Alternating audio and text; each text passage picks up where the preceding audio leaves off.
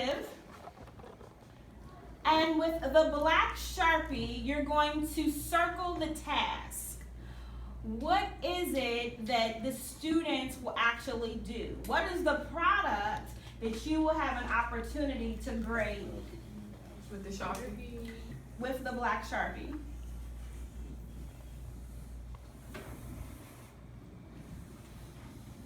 So 1, we're reading. 2, we are circling what the product is that the students will do.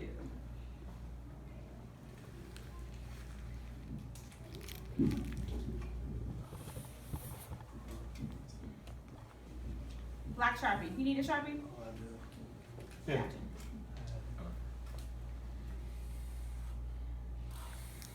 Now we're going to, we have circles, wonderful. Now we're going to write a number 1 immediately underneath the objective. We're going to just put a number 1 immediately under the objective.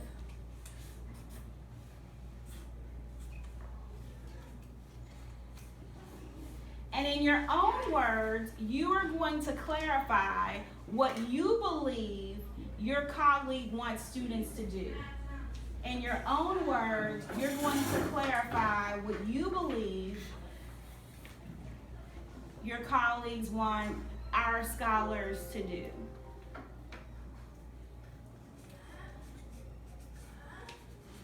Are we writing this? Yep, under number 1, or next to number 1.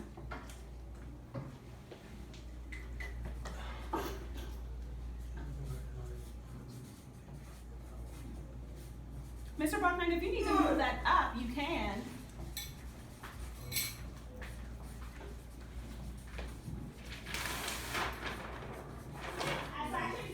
How much effective that would be?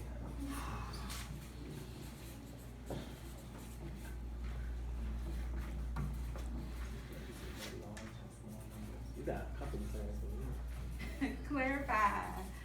What do you think they want from students?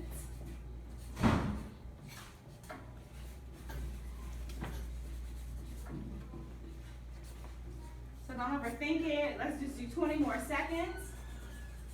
Did anybody have a magical mint? Did you taste it yet? Yes. Did you? Was it It magical? was magic. I am sure. It was very tasty. It doesn't get any better than the magical mints.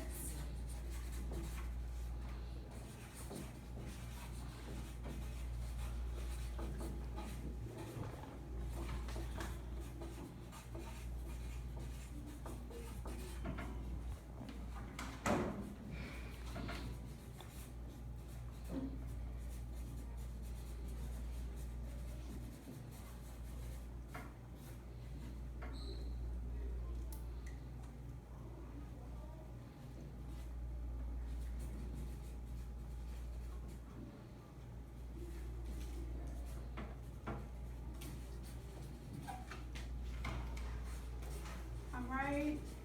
And then 5, 4, 3, 2, 1. If you didn't completely finish, it's okay. Now we're going to rotate one more time to the right.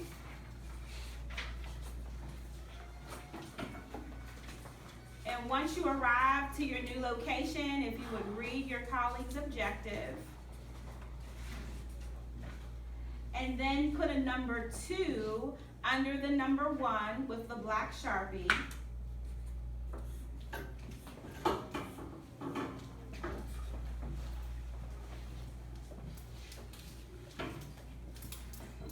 And number 2, you're going to have some options.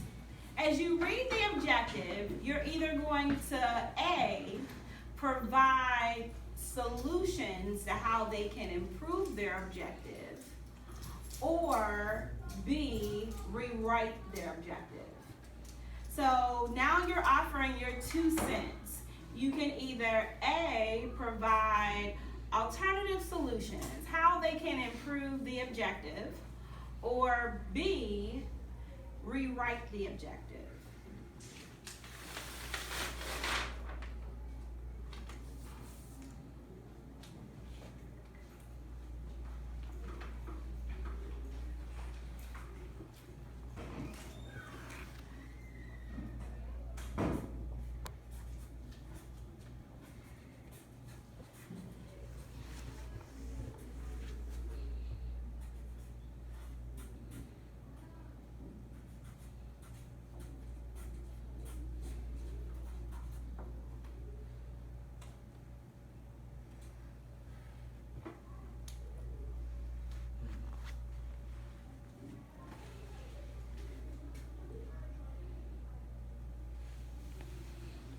So think about if you're a student.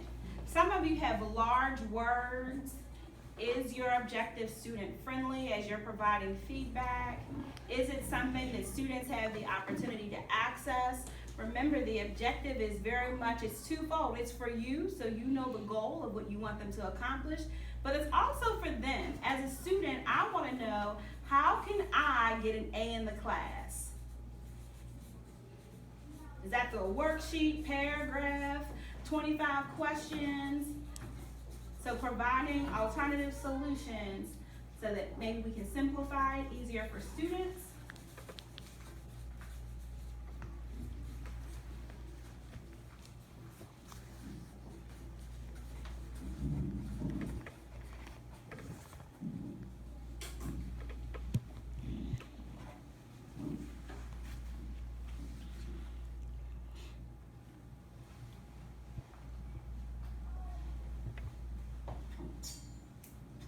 All right, show of hands, how many people are done?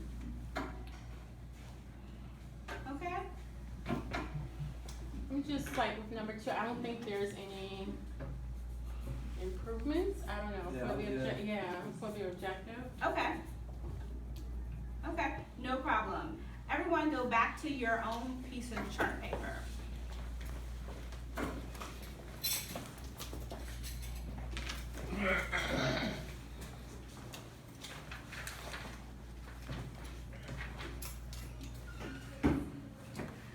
Take an opportunity to read what your colleague provided to you. Acker, what did you do to get in trouble, Acker?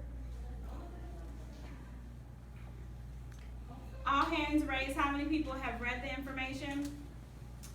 Okay, now you're going to have an opportunity to ask one another questions.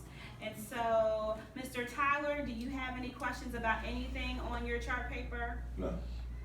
Ms. Banah, do you have any questions about anything on your chart paper? Yes. Go. So I felt like I was writing too much when I did my objective, when I sat down to write it. I like how this person took what I said and condensed it and made it shorter, but who wrote this? I did. So, you think it would change like the demands of my lesson if I took out the large and the small, or you think I would still be good? I think it still be good. Okay. Yeah, I do kind of make that explicit. Yeah, I appreciate condensing it, cause I was struggling with that. Okay. Yay, well done. All right, Mr. Rooks.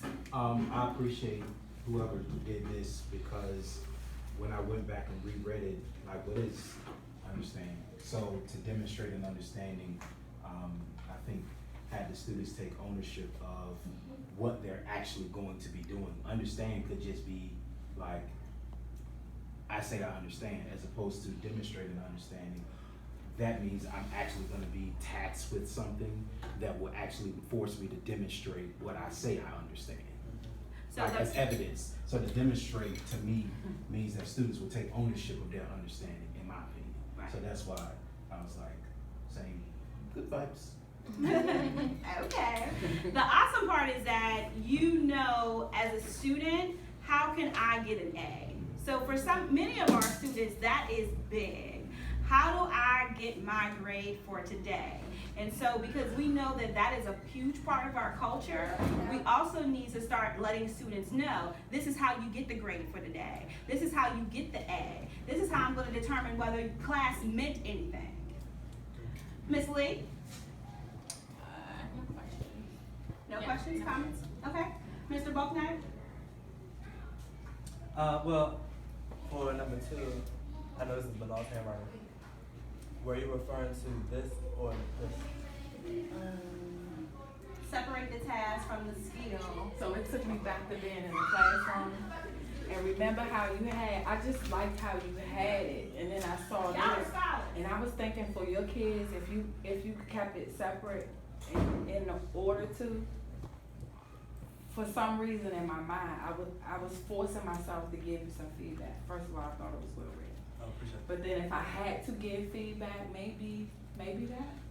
Cause I liked the structure of how you had yours last time. So it actually doesn't look like this on the board for the kids. I was rushing. Okay. I stop at in order to, and then I break it down with the Right, text. that's how I like. I'm just trying to get it down on paper. Yeah. Mhm. Okay, very good. Let's do 3 minutes left. Let's do some quick takeaways, right? What are your takeaways about this activity and you understanding objective writing in your own classrooms? Everybody just think about, let's just do 10 seconds of process time so you can think about a quick takeaway.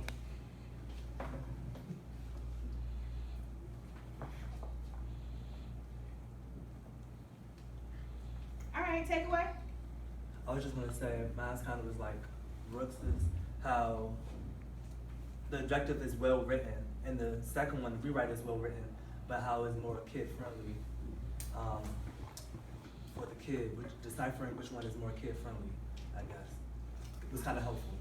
Okay. I think like for me, like going back to the last meeting when we, like everyone in the math department like displays the objectives, and but with this meeting, the fact that everyone can see, you know, like the objectives and maybe, you know, change it in some way so that when we go back into the classroom, it can be different, so, yeah. Okay. I think the huge takeaway from all of this is how much objective writing makes my plan for the day a lot clearer. Because now I'm identifying a goal for the day. And so, like, reading my objective, I know what I'm supposed to accomplish and what kids are supposed to accomplish. So it holds me accountable for holding the kids accountable. So yeah, that was. Yes, that's all. That's objective writing all the way. All right, Ms. Bernal. So I think bird's eye view, I can see in these posters our conversation. And then I was like, Mr. Tyler wasn't a part of our conversation that day because he was absent. So with my bird's eye view, I'm like, if anybody is not here when we have these conversations, how can I deliver it and make sure we all stay on the same page? Okay, awesome. I think that's a huge takeaway as a leader, right? How do you make sure that everybody on your team is on the same page, even if they're here or not here? Awesome. In line with that, this activity allowed me an opportunity to see that everyone is on the same page. So it just came full circle. All right, thank you so much. All right, we're done.